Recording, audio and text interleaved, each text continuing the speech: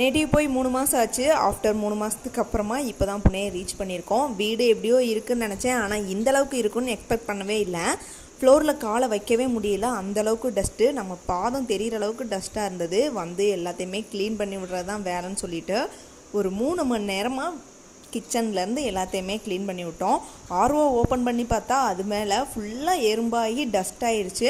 ஆர்ஓக்காரங்களையும் வர சொல்லி அதையுமே க்ளீன் பண்ணியாச்சு. ஃபர்ஸ்ட் ஆஃப் ஆல் ஃப்ளோரை க்ளீன் பண்ணிவிட்டு வீட்டில் இருக்கிற பாத்திரம் எல்லாத்தையுமே ஃபுல்லுத்தையுமே கழுவ வேண்டிய நிலைமையாயிடுச்சு.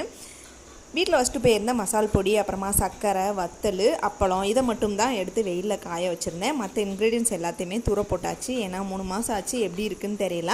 இதில் மட்டும்தான் வண்டு வரல அப்படின்னு சொல்லிட்டு இதை மட்டும் எடுத்து வச்சாச்சு. ஃப்ளோரை ஃபர்ஸ்ட் ஆஃப் ஆல் க்ளீன் பண்ணிவிட்டு மற்ற எல்லாத்தையுமே ஃபில் பண்ணி வச்சுட்டு ரேக்கில் உள்ள பாத்திரத்தையுமே எடுத்து க்ளீனாக அடுக்கி வச்சாச்சு. இப்போ தான் பார்க்குறதுக்கு வீடு மாதிரியும் கிச்சன் மாதிரியும் இருக்குது. நெக்ஸ்ட் வீடியோவில் பார்ப்போம். பாய்.